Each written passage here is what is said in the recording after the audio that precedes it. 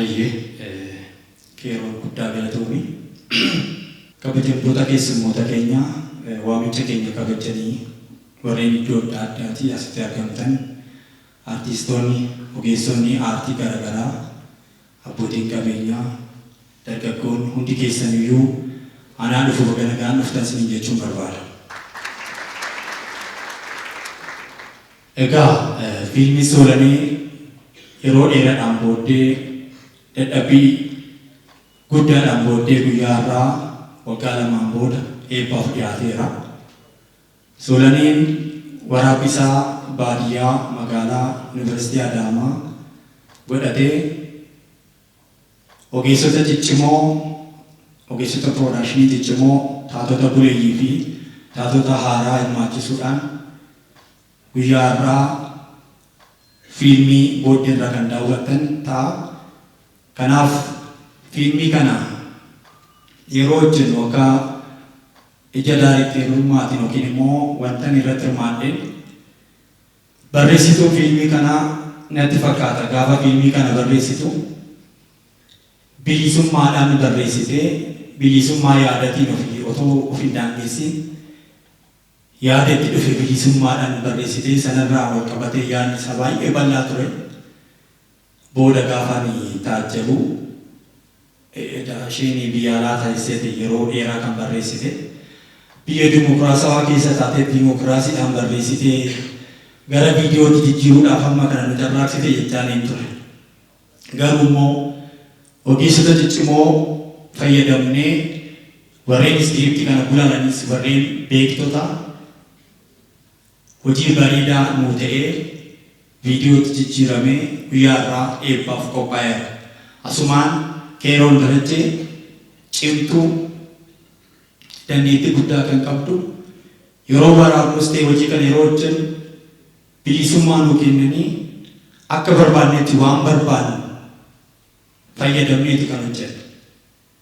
Akkuma iskiriiptii ishii bilisummaan barreessite sana of hin daangessine sana gama baasitiinis nutis immoo bilisummaan itti fayyadamne. Sanarraa ka'ee tariitii gara dhumaa irratti baasii nama rifachiisu baasisuu dandeenyeerra. Riiskii kana kan fudhatu keessaa akkaan gahaatti daayireektara kostuumii si gaafata lookeeshiniin jijjiiraa kun akkana naa ta'u jedha guyyaa barbaade gaafata itti gaafatamummaan kan daayireektara ta'a. Sanas ta'ee kana milkoofneerra. Gara turtii waraabbiitti yeroo hin deebi'u ogeessota ciccimoon of fuulduraa qaba.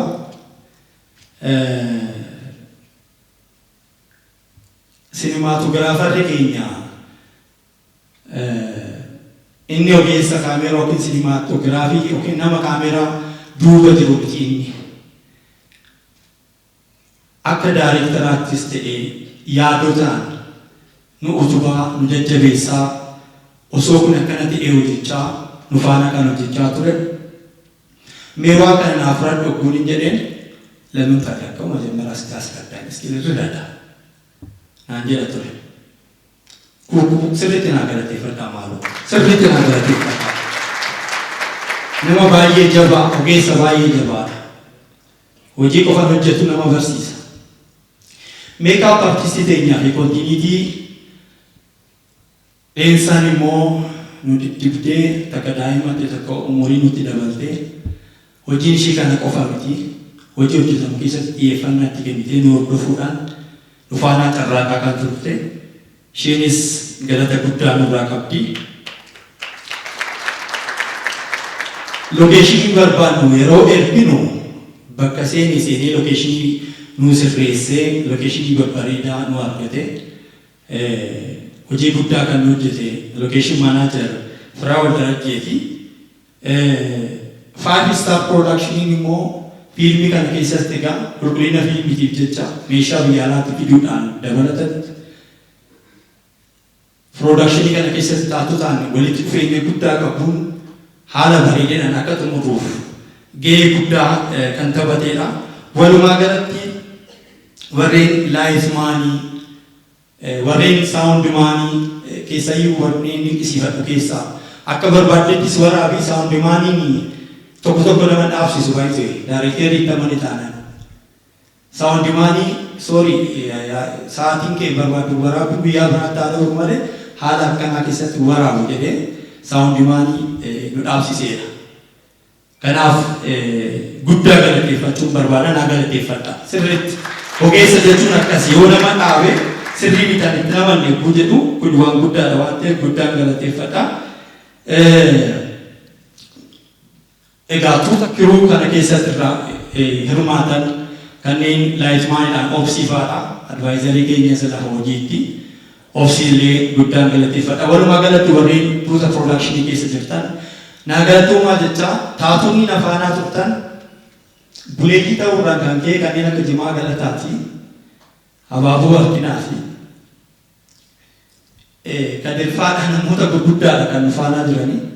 Isaan jechuun immoo warreen muuxannoo qabanii barnootanis ogummaa kana keessattis kanaan wal qabatee yeroo baay'ee namaa fi akka barbaadamanitti dhiyootti naman hin ajajamanii. Kun sirrii mootinnaan sirrii mootiidha wal amansiisuun yeroo dheeraa fudhata. Garuu immoo yaadota nu gargaaran nu kennitanii milkaa'ina fiilmii kana keessatti gahee guddaa taphattaniittu isin galateeffachuun barbaada. Walumaa galatti hundi keessaniyyuu galma kana keessatti argamuu keessaniif warreen gara muuziq saawundi tiraakiin hojjechuudhaanis kanneen akka Leellisaa Indiriisis walaloo saawundi tiraakiin barreessuudhaanis hundi isaaniitu nan galateeffadhaa ulfaadhaadhaa. Qeeqa kanaan booddee dhufuuf qeeqa dadhabina keenya bifa nu fooyyessuu danda'uun cimina keenya immoo bifa nu ijaaruu danda'uun qeeqa akka nu kennitan asumaan sin gaafachaa kabajaa fi ulfina guddaan sin qabaa ulfaadha.